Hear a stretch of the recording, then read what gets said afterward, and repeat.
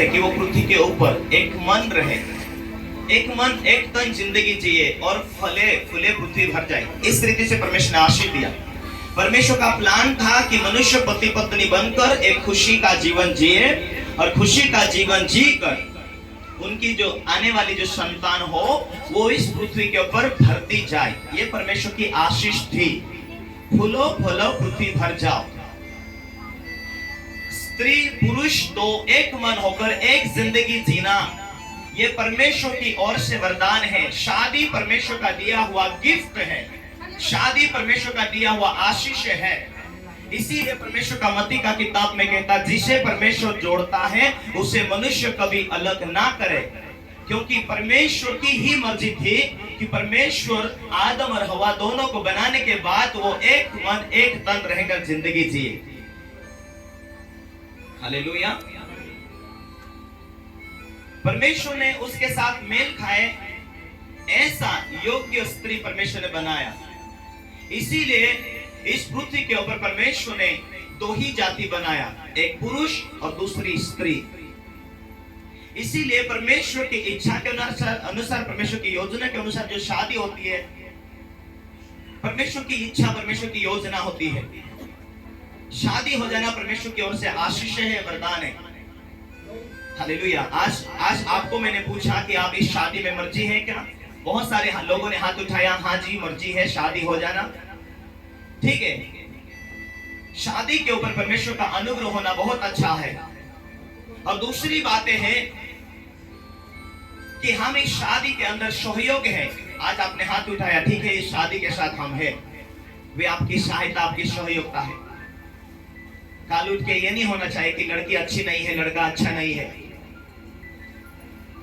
और बाइबल कहती शोभापदेशक के किताब में उसका 4 उसका 12वें पद में, जो डोरी 3 धागों से बटी हुई है वो टूटती नहीं है।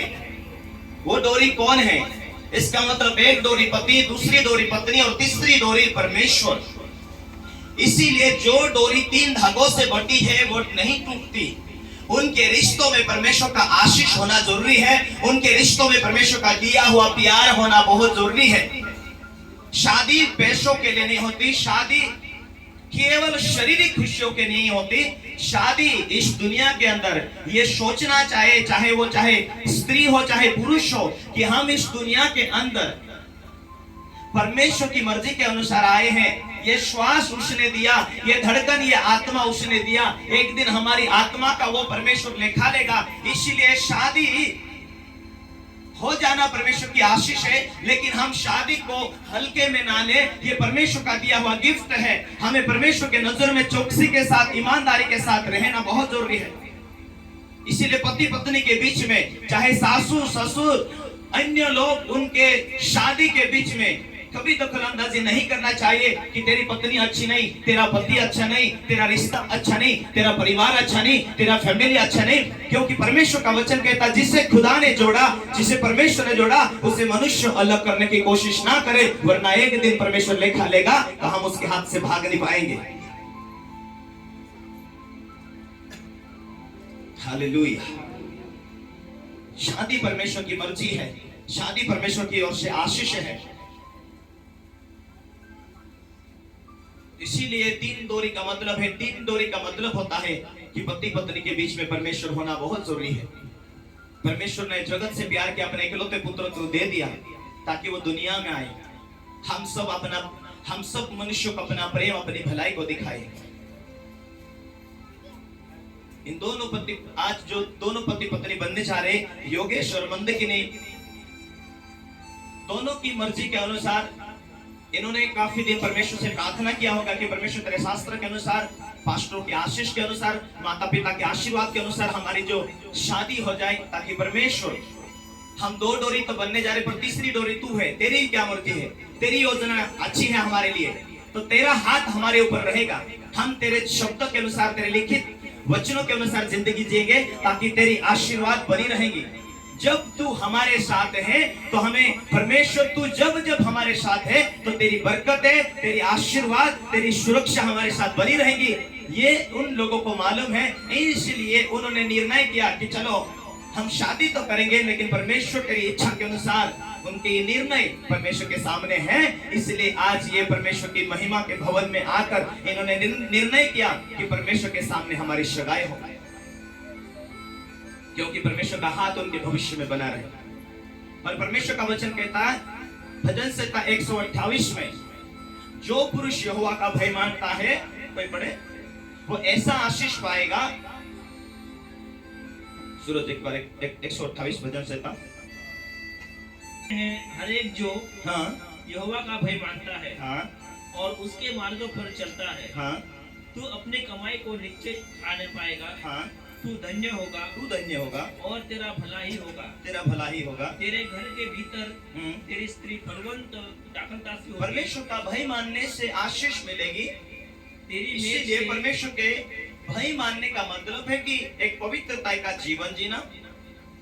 यदि पत्नी परमेश्वर का भय मानती, मेरा पति मुझे मिल गया है, मेरा पति एक ही पति है और वो किसी प्रकार से पापों में नहीं पड़ेगी, क्योंकि उसे मालूम है कि उसका रिश्ता परमेश्वर के साथ में, परमेश्वर मेरा स्वर्गीय पिता और पति पत्नी एक देह बनकर जिंदगी जीना है। इसीलिए वो उस बातों को निभाते, हे पति जी मैं तेरे दुख में सुख में हर बातों में तुझे नहीं छोड़ूंगी। पति कहता दुख में सुख में गरीबी में हर परिस्थिति में मैं तेरे साथ रहूंगा। इस रिश्ते को हम जब तक जिंदे हैं तब तक हम निभाएंगे।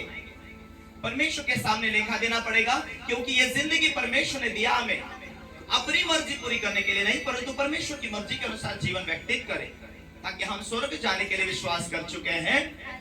यीशु इस दुनिया में आया, उद्धारकर्ता के रूप में ग्रहण किया, उसके मार्ग में हम जीते हैं, तो हमें परमेश्वर के राज में अपनी आत्मा, परमेश्वर अपनी आत्मा दिया है, उस आत्मा के द्वारा जीवन जी रहे हैं, तो हमारी आत्मा एक दिन स्वर्ग राज में जाएगी। उसीलिए परमेश्वर का भय माना कि आज के बाद पापों का जीवन नहीं, आज के बाद बुराई का जीवन नहीं, आज के बाद एक धार्मिकता और पवित्रता का जीवन हम जिए, ताकि परमेश्वर उस रिश्तों के ऊपर परमेश्वर का अनुग्रह और परमेश्वर की आशीष रहे। इसीलिए वचन कहता है इफिसी की किताब में 4 उसका 22 को पढ़ते हैं तो बाइबल शास्त्रों का परमेश्वर का वचन कहता है भय मानने के बारे में, हे पत्नियों अपने अपने पति के ऐसे अधीन रहो। हे पत्नियों तुम अपने अपने पति के ऐसे अधीन रहो, जैसे कलीसिया परमेश्वर का भय मानती है, वैसे ही पत्नियों तुम भी अपने पति के अधीन रहो। अपना पति का इज्जत करो, वो तेरा सिर है, उसका इज्जत कर, उसका मान सम्मान रख। हे पत्नियों तुम अपने पति के अधीन रहो। और बाइबल ये कहती कि हे पतियों तुम भी अपनी पत्नी से ऐसे प्रेम रखो, जैसे अपने देह को तुम प्रेम करते हैं वैसे अपनी पतियों से तुम प्रेम रखो। और बाइबल ये कहती है कि जहां 2 या 3 मेरे नाम से एक मन होते उनके बीच में मैं होता हूं। जब पति पत्नी एक मन का जिंदगी जीते हैं और परमेश्वर से प्रार्थना करते हैं, परमेश्वर क्यों प्रार्थना नहीं सुनेगा? उसका वायदा है कि मैं तुम्हारे संग रहूंगा, मेरा अनुग्रह मेरी आशीष तुम्हारे ऊपर बनी रहेगी। इसीलिए परमेश्वर जब एकताई में आते हैं तो प्रार्थना परमेश्वर सुनता है और काम करता है। एक परिवार में मैं गया, पास्टर जी बहुत आगे चमत्कार होते, प्रार्थना करते हैं, पर हमारे फैमिली में हम 8 साल से पहले गिने चुने काम तो होते थे, लेकिन अभी चमत्कार नहीं हो रहे। मेरे बेटे के प्रॉब्लम है और गले के अंदर बहुत बड़ी गठाने हैं। मैंने पूछा क्या आप प्रार्थना करते हैं? हाँ प्रार्थना तो करते हैं। तो परमेश्वर तो वफादारी से प्रार्थना किया गया प्रार्थना को स्वीकार करता है, ग्रहण करता है, आपको उत्तर क्यों नहीं मिल रहा?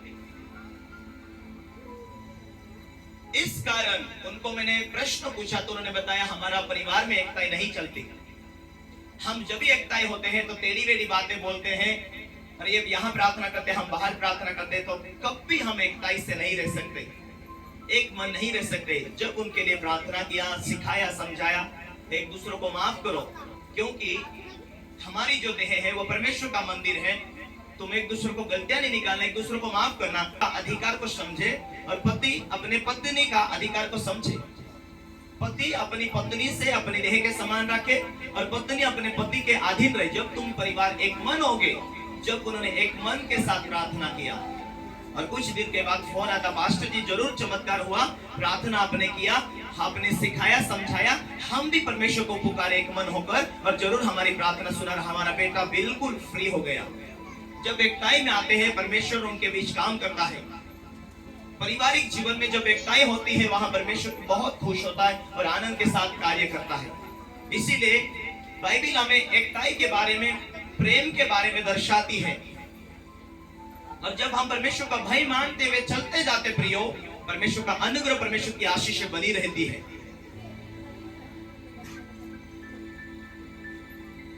4:28 पढ़े, इस प्रकार उचित है कि पति अपनी अपनी पत्नी से अपने देह के समान प्रेम रखे। जो अपनी पत्नी से प्रेम रखता है वो अपने आप को खुद प्रेम करता है, इसलिए उसके साथ परमेश्वर बना रहेगा।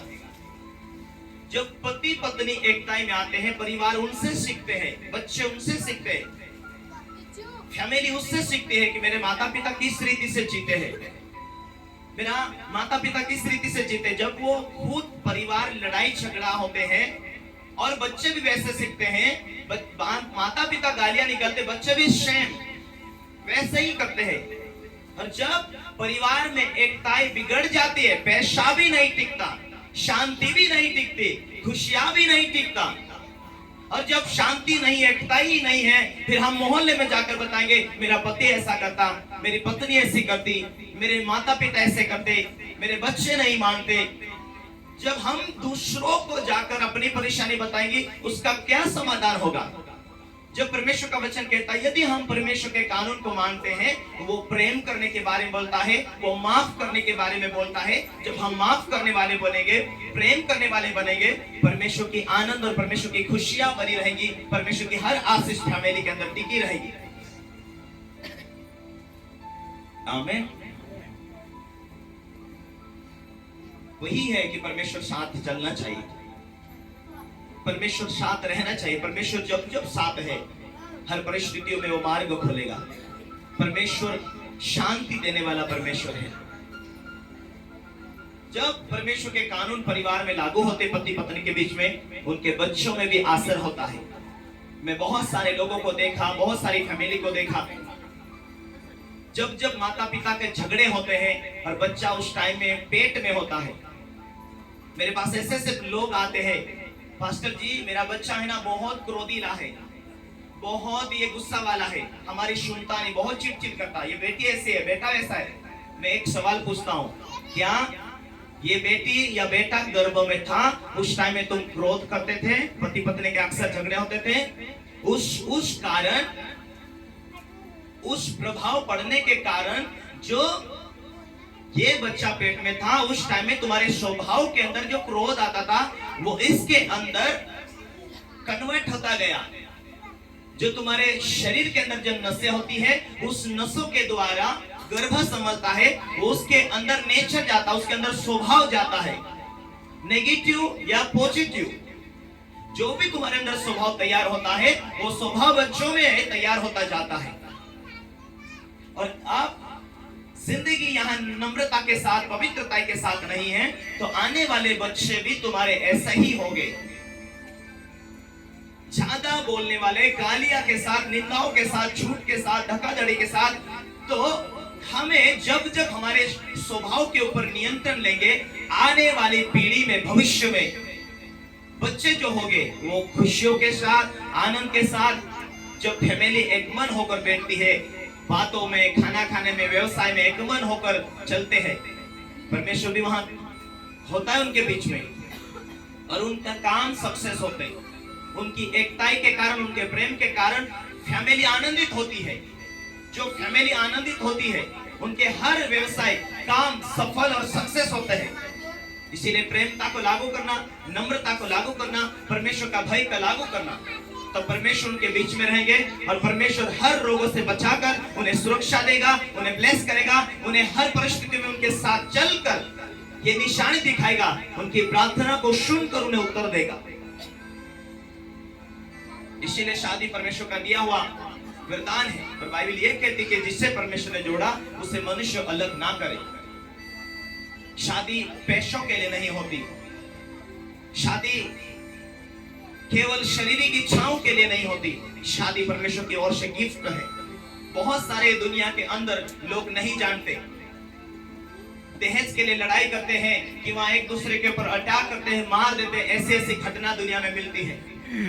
मैंने देखा बहुत सारे आदिवासी क्षेत्र के अंदर लोगों में कि लड़के का शादी हो गया और मेरी बेटी को तुम लेके गया करके घर जला देते, नहीं तो मार देते, हत्या कर देते, यहां तक लोगों में हुआ, हमने देखा।